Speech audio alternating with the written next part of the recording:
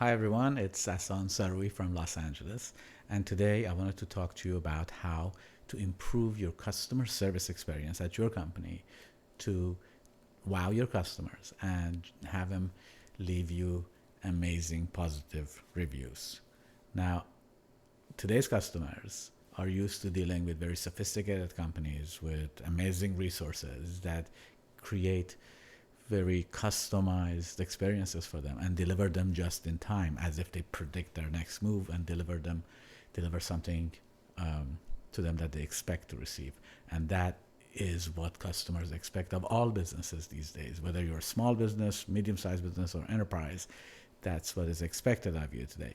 And so it's getting harder and harder to make customers happy to a point where they will leave you a great review. The flip side of that is if you don't do things right, customers will leave you for your competitors. And this has cost businesses in the US a tremendous amount of money. As a matter of fact, 52% of customers say that they have left businesses for competitors due to poor customer service.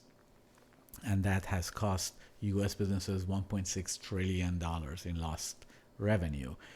80% of those customers say that the company could have done something to retain them, but didn't.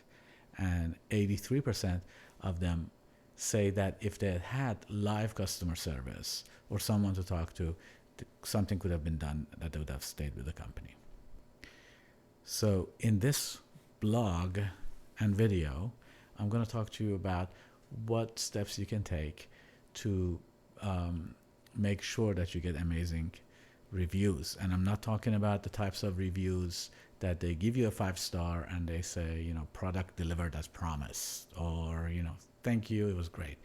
So those are, in today's market, those are just expected. And what I'm talking about are heartfelt reviews that are passionate, that talk about your company or your people in a way that connects with others and turns those others who might just be checking out your company or browsing or checking out your reviews, turns those browsers into customers that will trust you and will give you a try.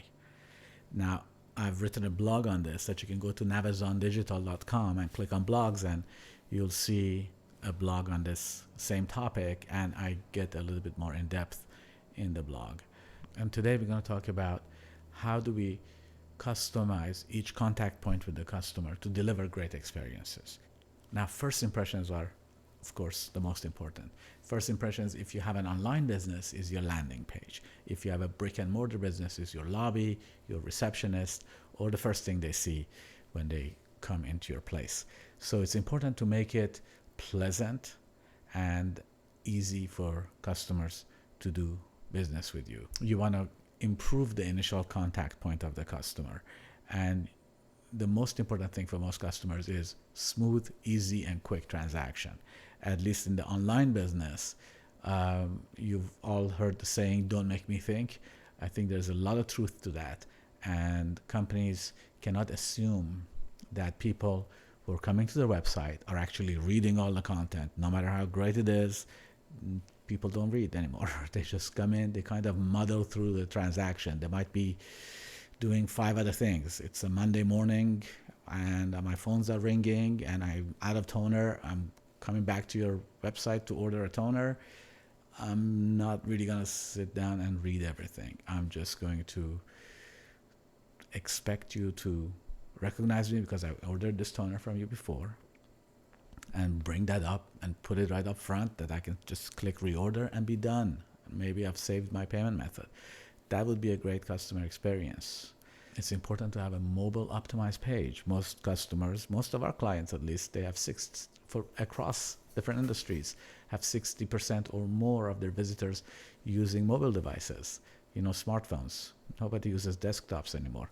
Just for, people during business hours might use a desktop, but at home everybody is on their iPads or their phones. So it's super important to have a mobile optimized website. Easy access to customer service reps.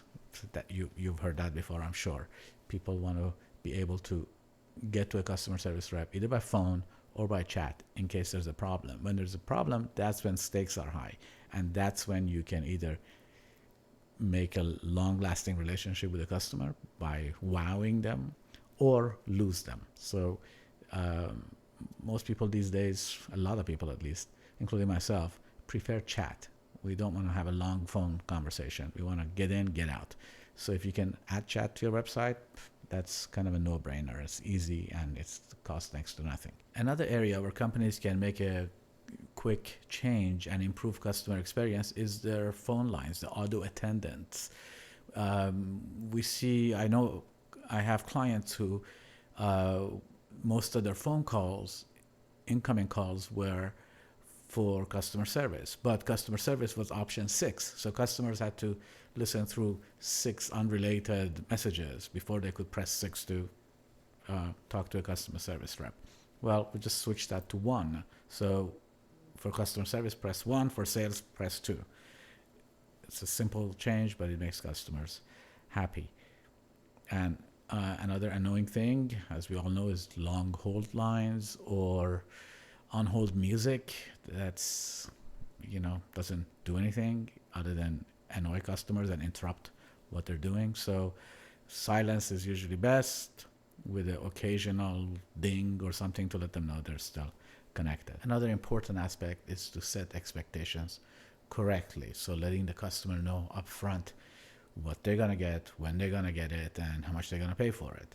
A simple thing is to have clear pricing and not a ton of add-ons that should have been included in the product, to show delivery dates and show stock levels so customer can make an informed decision and know when they're going to receive the product. Nothing is more disappointing than getting all the way through checkout just to find out they're not going to ship your product for 2 weeks, or it's going to come from China and it's going to take 3 months to get.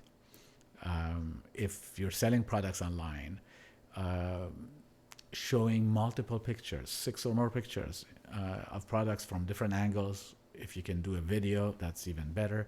So we're trying to simulate the same experience customer would have in a retail setting, where they could pick up the product and examine it for themselves.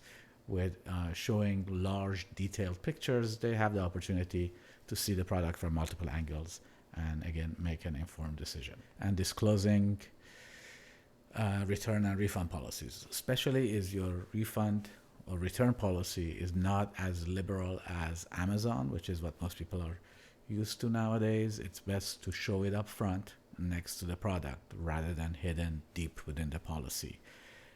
That's another point of contention with a lot of customers, because nobody reads the policy. They go to return something and it's not allowed, and that can quickly turn into a negative review. So if you ship products, when the customer receives the package, that's a very important contact point. That is your opportunity to wow the customer, to make a difference and make a meaningful contact with them at that point. So here's some things that you can do. Making sure the package, the outside of the package, is wrapped professionally, maybe with a tape that has your name on it, or the box that has the brand name on it, shows professionalism. If you allow for returns, include the return label in the box or on the outside of the box so it's easy for them. Add a coupon or a discount code encouraging future orders and thanking them for as a thank you for their order. And say thank you. If the customer was in the retail shop, you would thank them after they purchase something. So a lot of times when you receive a box, you just get the item and an invoice. It's very impersonal. Having a thank you note, especially a customized thank you note, can go a long way. Writing a personal note from someone at the company saying, "Hey, thank you, John, for placing this order. I hope you like it. Let us know if there's anything we can do for you." That's making a personal connection. Small gift, that goes a long way. We've done this a number of times with clients. Just throwing in some hard candy into a box can make the difference between which package they keep. A lot of customers these days order 2 or 3 products from 2 or 3 different companies that are either the same or slightly, variations of the same thing, and they receive the box. And at that point is when they decide which one they're going to keep, and they return a couple of them and keep only one. So you want yours to be the one that they keep. These things can help. A small gift in that's appropriate, not bribing them, but showing a small thank you gift, that can go a long way. A photo of the staff, like the one we just had on the screen, again, makes a personal connection, makes it real for the customer. It's again simulating them coming into a business establishment, making that personal connection with them. And I can't say this enough, ditch the corporate tone. You're trying to make a personal connection from one person to another.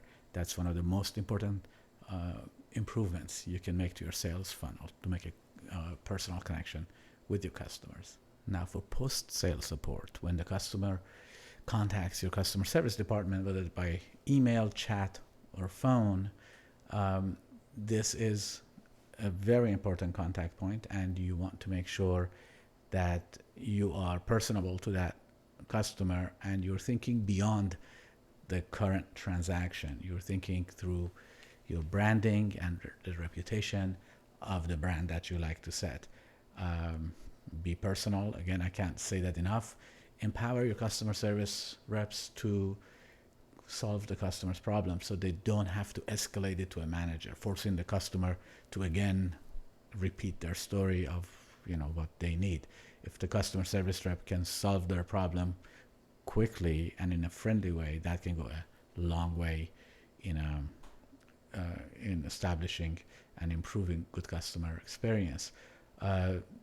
Form letters or emails, I definitely recommend against those. And most companies have 20 or 30 pre-written letters, and I know it's a time saver, but you want to at least add an opening paragraph that goes from the customer service rep to the customer directly.